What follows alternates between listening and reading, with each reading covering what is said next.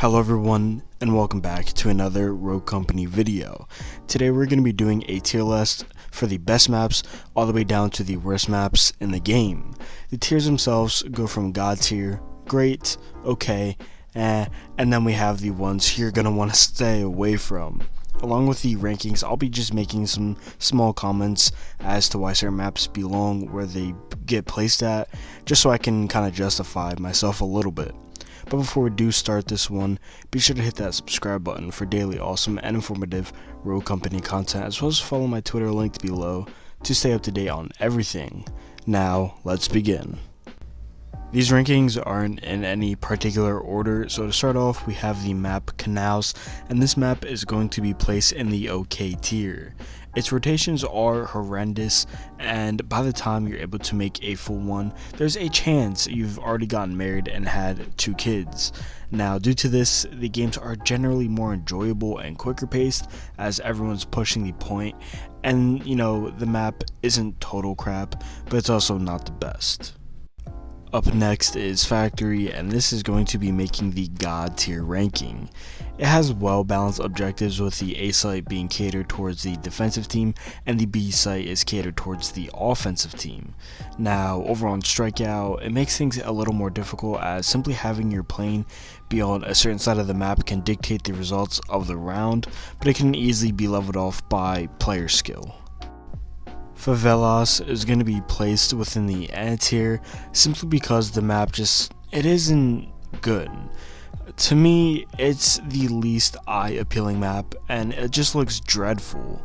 The bomb sites aren't on awfully placed positions, meaning that rotations aren't horrible.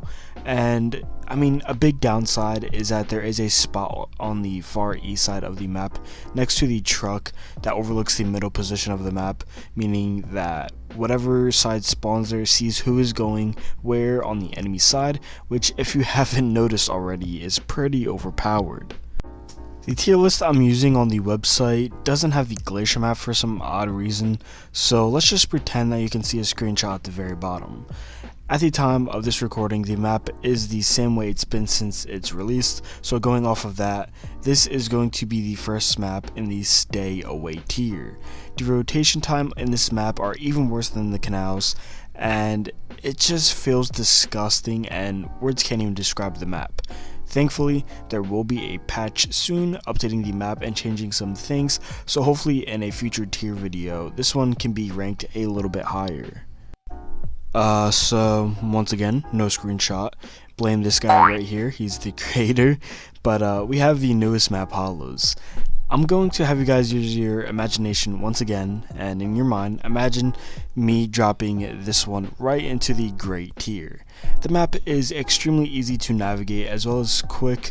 You can do quick and impactful rotations, and it's just really good. I mean, obviously there are some small things you can tweak to make it maybe get into that God tier list, but for now, it is a great map. Next up is High Castle, and this is regarded as probably the worst map on the game, and if there was a tier below Stay Away, I'd put this one here. A major pet peeve for literally everyone in the community is the A plant site. Whoever designed this site to have a zipline access below the actual site should have their job taken away from them, and they should probably stay as far away from this field as humanly possible. The only viable option on the attacking side of the match is to plant B, and the defending side knows this, so it's easy to just set up camp and sit behind the already overabundant amount of cover. In the beginning, Icarus really wasn't my cup of tea, but after playing the game for the amount of time I have, I've actually come to appreciate the layout of this one, and it's going to be getting the second placement within the God tier rank. It's a pretty well designed close quarters map which gives all rogues an equal shot. The sites on the map are also laid out very well, and in total the map is just amazing. Lockout is going to be an A map, and the main reason is the need for full commitment towards a site. Having even one teammate go off and flank or simply just cover another area can be detrimental because of the way the map is laid out. The only thing saving it from being total trash is the diversity with these sites, being that one is a very open area and allows more long range engagements, and the other is a much more close, tight quarters experience. Skyfell is going to be right in the middle in that OK tier. Just like Lockout, your team is going to need to have full commitment over a point, but I'd like to say that it's not as bad as Lockout simply because flanking isn't as much of a pain.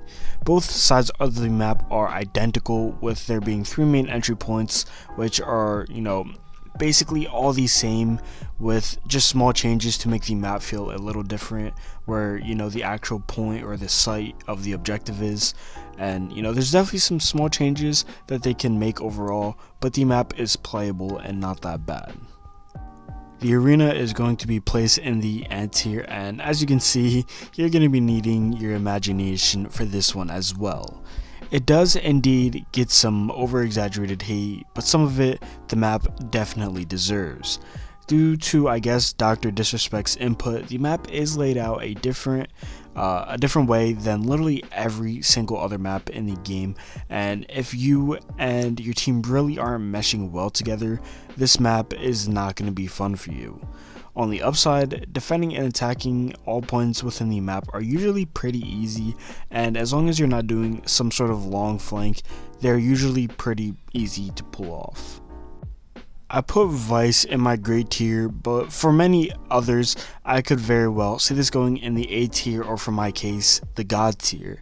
The map before Season 1 was great, but adding on those changes from Season 1 made the map amazing, and the only thing holding me back from putting it in that God tier is the fact that our great tier was getting kinda lonely.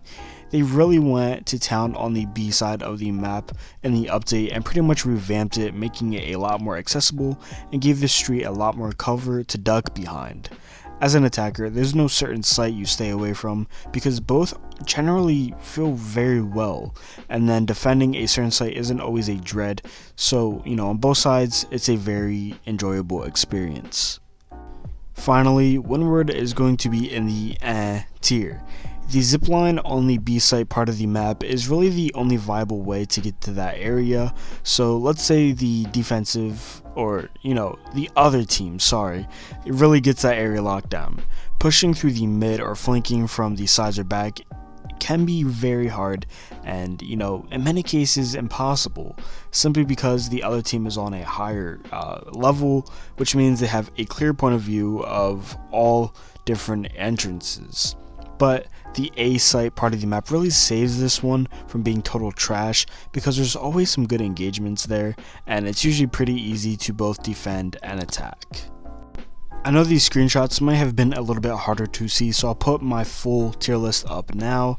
If you feel as if mine is wrong, or if you agree, any opinions you have on my list, feel free to leave a comment and let me know, and we can chat about it. If you did enjoy this one or found it useful, leave a like rating, comment something, and then hit that subscribe button. Thank you for watching my video, and hopefully I'll be seeing you in the next one.